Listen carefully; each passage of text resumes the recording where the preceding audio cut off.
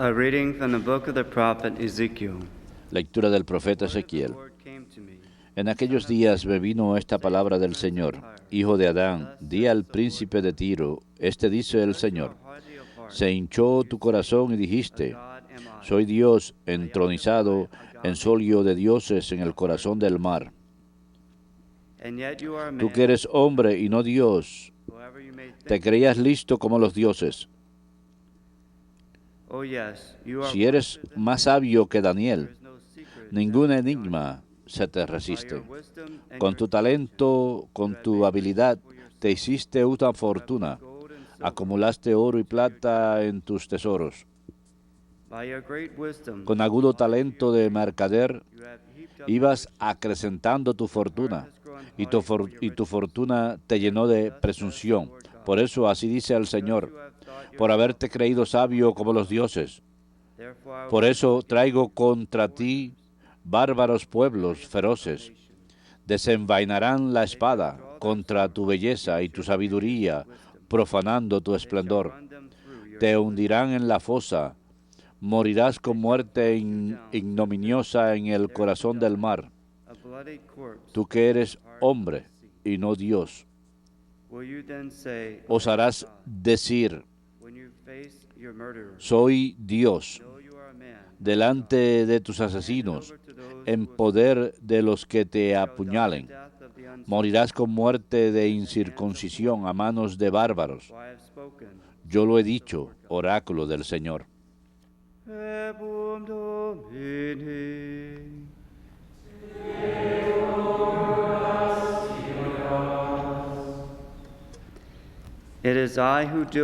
Yo doy la muerte y la vida. Yo doy la muerte y la vida. Yo pensaba, voy a dispersarlos y a borrar su memoria entre los hombres. Pero no, que temo la jactancia del enemigo y la mala interpretación del adversario. Yo doy la muerte y la vida. Y dirán, nuestra mano ha vencido. No es el Señor quien lo ha hecho, porque son una nación que ha perdido el juicio. Yo doy la muerte y la vida. ¿Cómo es que uno persigue a 1000 y dos ponen en fuga a 10,000? No es porque su roca los ha vencido, porque el Señor los ha entregado. Yo doy la muerte y la vida. El día de su perdición se acerca y su suerte se apresura, porque el Señor defenderá a su pueblo y tendrá compasión de sus siervos. Yo doy la muerte y la vida.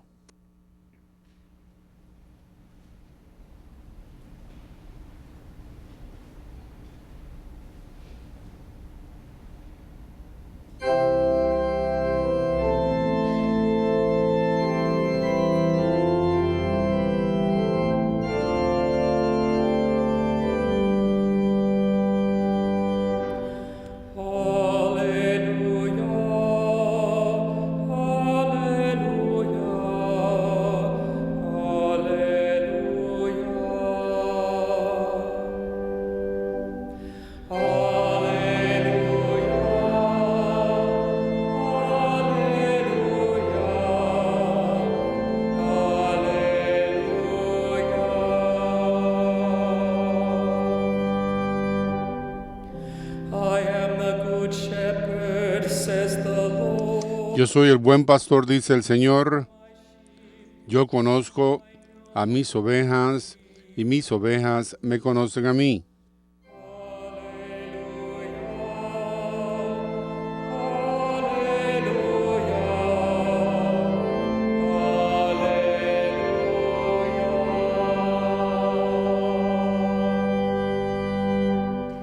Dominus vobiscum. Et cum spiritu tuo. Lectio Sancti Evangelii secundum Matteum. Gloria tibi, Domine. Jesus said to his disciples, En aquel tiempo dijo Jesús a sus discípulos, créanme, difícilmente entrará un rico en el reino de los cielos. Lo repito, más fácil le es a un camello pasar por el ojo de una aguja que a un rico entrar en el reino de los cielos. When the disciples heard this, Al oírlo, los discípulos dijeron espantados, entonces, ¿quién puede salvarse? them and said, Jesús se le quedó mirando y les dijo, para los hombres es imposible, pero Dios lo puede todo. Then Peter said to him in Entonces le dijo reply, Pedro, We have given up pues everything. nosotros lo hemos dejado todo y te hemos seguido. ¿Qué nos va a tocar? Jesus said to them, Jesús les dijo, Amen, I say to you, créanme, that you cuando will have llegue la renovación when the Son of Man y el Hijo del Hombre se siente en el trono de su gloria, también ustedes, los que me han seguido, se sentarán en 12 tronos para regir a las 12 tribus de Israel. El que por mí deja casa, hermanos o hermanas, padre o madre, mujer, hijos o tierras, recibirá 100 veces más y heredará la vida eterna. inherit eternal life. Muchos But many who are first Muchos primeros serán últimos y muchos últimos serán primeros. verbum Domini.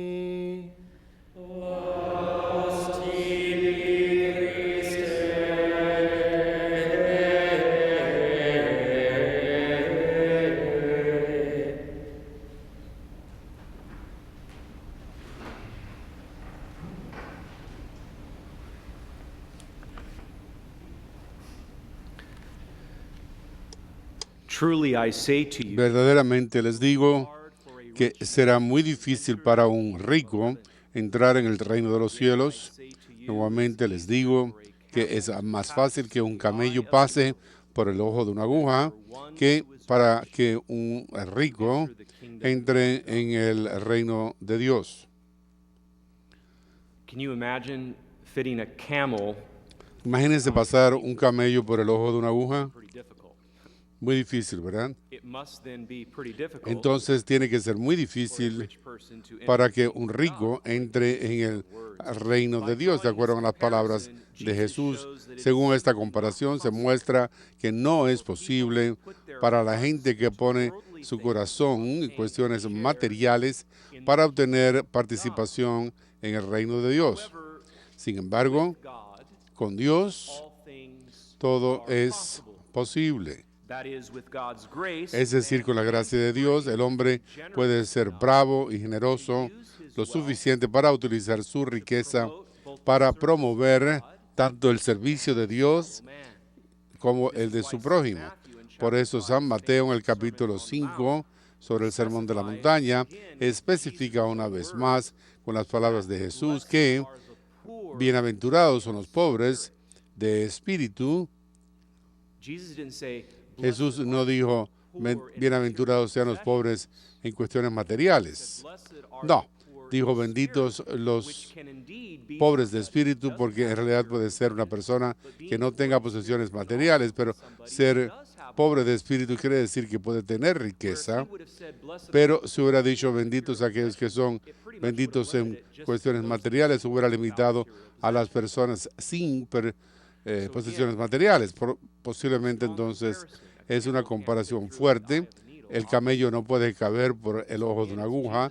Evidentemente es las palabras de Jesús que dice que es alguien que está tan concentrado en su riqueza entrar en el cielo. Sin embargo, con Dios todo es posible. Es decir, con la gracia de Dios, el hombre puede ser generoso para utilizar su riqueza para promover el servicio a Dios y su prójimo. Y por eso San Mateo, en el capítulo 5 sobre el Sermón de la Montaña, nuevamente habla con sus propias palabras que benditos sean los pobres de espíritu. San Juan Crisóstomo, el gran orador de principios de la iglesia, dijo que las riquezas no están prohibidas, pero el orgullo de ellos sí. El orgullo es el peor de los pecados capitales. Las riquezas no están prohibidas, pero el orgullo de ellos sí. La gran sabiduría de ese padre, San Ambrosio, el confesor de San Agustín, dijo que al igual que las riquezas son un impedimento para las virtudes en el hombre malvado, así en el hombre bueno Las riquezas son una ayuda para la virtud. ¿Y por qué? Porque da la oportunidad para que el hombre virtuoso sea generoso al servicio de Dios y de su prójimo. Nuevamente San Ambrosio dijo que al igual que las riquezas son un impedimento para la virtud, por lo tanto en el buen hombre son una ayuda a la virtud. Las riquezas pueden, por sí mismas, pueden ser una ayuda para la virtud en la buena persona, en la persona virtuosa, conduciéndoles a más virtud. San Juan Bautista de la Salle dijo, es bueno el tener riqueza, pero es un pecado el fijar el corazón sobre ello. Es bueno el tener riquezas, pero es un pecado el fijar el corazón sobre ello. Mateo 6:24 dice, antes en el Evangelio del día de hoy que escuchamos de Mateo, en Mateo 6 escuchamos versículo 24, nadie puede servir dos maestros, dos amos, o bien odiará a uno o querrá al otro, o estará devoto a uno y odiará al otro. Uno no puede servir a Dios y a Mamón. Nuevamente son palabras de Dios mismo. Mamón se refiere, o Mamón, a la prosperidad terrenal, pero significa la riqueza como amo de un individuo que está en competencia con Dios. Escuchamos un escenario tal en la primera lectura del día de hoy del profeta Ezequiel, en que escuchamos estas palabras, a causa de que tienes el corazón duro, a causa de que dices que Dios soy yo, has puesto tus riquezas, tu corazón ha crecido y se ha convertido en algo duro por tus riquezas. Se estaba comparando la persona a Dios, haciéndose igual a Dios, precisamente porque era rico. Esto lo coloca a sus riquezas y a él en enemistad con Dios y en competencia con Dios. Por lo tanto, Mamón se refiere a lo material.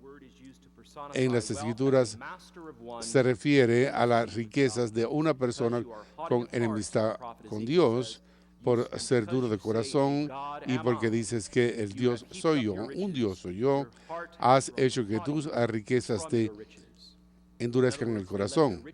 Por lo tanto, han permitido que sus riquezas estén entre ellos y Dios, poniéndolo todo, toda su felicidad en sus riquezas. En las Escrituras se referencia a las riquezas, se refiere a las riquezas mismas, y la riqueza que proviene de la riqueza no necesariamente es algo que debe ser condenado. La cristiandad nunca ha dicho eso, pero el libro de Job dice que cuando la riqueza no está acompañada por una vida virtuosa, el virtuoso sufrirá en el próximo mundo. Job 21.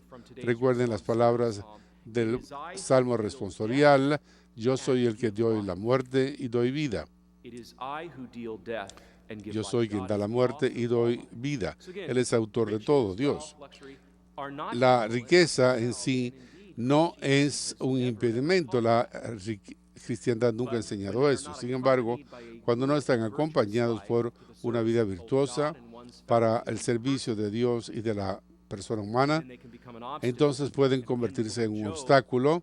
El libro de Job nos dice eso, que ese tipo rico que se concentra nada más en la riqueza sufrirá en el próximo mundo. El profeta Isaías nos dice que incluso en esta vida, el rico que no presta atención a las obras de Dios, a él se le hará pagar por su injusticia. En otras palabras, la riqueza se obtiene de forma malvada, en una forma ilegal. Isaías nos dice que serán forzados a pagar su injusticia. El mal, el engaño, les han adquirido su riqueza. En el Nuevo Testamento dice el Señor que el rico casi no podrá entrar en el cielo porque no tendrá espacio para una verdadera dedicación religiosa. El libro de Santiago repite esta doctrina en el capítulo 5. San Pablo da a todos nosotros, a los ricos y a los no tan ricos, unas hermosas guías de las Escrituras en todo esto cuando dice en 2 Corintios, la disposición de dar debe, por supuesto, estar de acuerdo con los medios económicos de ello, pero no más allá. La ayuda de otros no debe empobrecerlo a uno. Debe haber cierta igualdad. Su riqueza en ese momento debe suplir su necesidad para que su exceso pueda suplirle a usted como resultado, como está escrito, aquel que reunió mucho no tenía exceso y aquel que reunió poco no tenía falta. Eso es San Pablo hablando de Éxodo. La disposición de dar de acuerdo con los medios no deben pasar. La ayuda a otros no debe empobrecerlo a uno. Debe haber una igualdad. La igualdad tuya debe suplir tu necesidad para que el exceso tuyo, el superávit, debe tener por resultado la igualdad. Como está escrito, aquel que congregó mucho no tiene exceso, el que congregó poco no tenía falta. Por supuesto, todo esto es que la riqueza no debe convertirse en nuestro Dios, la riqueza no debe convertirse en nuestro semidios, ni tampoco las riquezas ni lujos en sí son la posesión de las cosas. Vemos este tema a lo largo de la semana, al rico. En el Evangelio de ayer lo vimos al hombre rico, joven, y esa es la lección principal, en no permitir que la riqueza se convierta en el Dios de uno. La cristiandad nunca ha condenado a la riqueza. He visto esto antes, pero vale la pena repetir esto. Y creo que provee una buena visión de lo que tenemos que ver, la realidad. En realidad, no permitir que las posesiones nos lleven en la vida espiritual. Dice, son 8 cosas que Dios no te pedirá el día del juicio final. Ayuda a poner en perspectiva las cosas. Primero, Dios no te pedirá qué clase de automóvil tienes. Te pedirá entonces cuántas gentes manejaste y llevaste que no tenían transporte ellos. Dios no te preguntará acerca de la cantidad de pies cuadrados que tiene tu hogar, sino cuántas personas diste la bienvenida a tu hogar. Dios no te preguntará la ropa, qué tipo de ropa tienes guardado en el guardarropa. Te preguntará cuánta gente has ayudado a vestir. Dios no te preguntará cuál ha sido tu sueldo máximo, sino en su lugar si pusiste en compromiso alguna vez tu carácter o ética para obtener ese sueldo. Número 5, Dios no te preguntará el día del juicio final cuál era el título de tu empleo, ni hasta qué altura llegaste dentro de la compañía. Te preguntará si hiciste tu trabajo honestamente, éticamente y de acuerdo con la mejor disposición de tu habilidad. Dios no te preguntará cuántos amigos tienes, sino en su lugar cuántas personas, de quién fuiste amigo, de cuántas personas, y esa es una grande. Número 7, Dios no te preguntará en qué vecindario vives, sino en su lugar cómo trataste a tu vecino. Y número 8, Dios no te preguntará acerca del color de tu piel, sino te preguntará acerca del contenido de tu carácter y de si respetaste la dignidad de todo ser humano, desde la concepción hasta la muerte natural. 8 cosas que yo creo que se puede decir que Dios no nos preguntará acerca de ellas el día del juicio final. Por lo tanto, tratemos de ser pobres en espíritu, a pesar de donde nos encontremos en la escala de la riqueza. Que Dios les bendiga.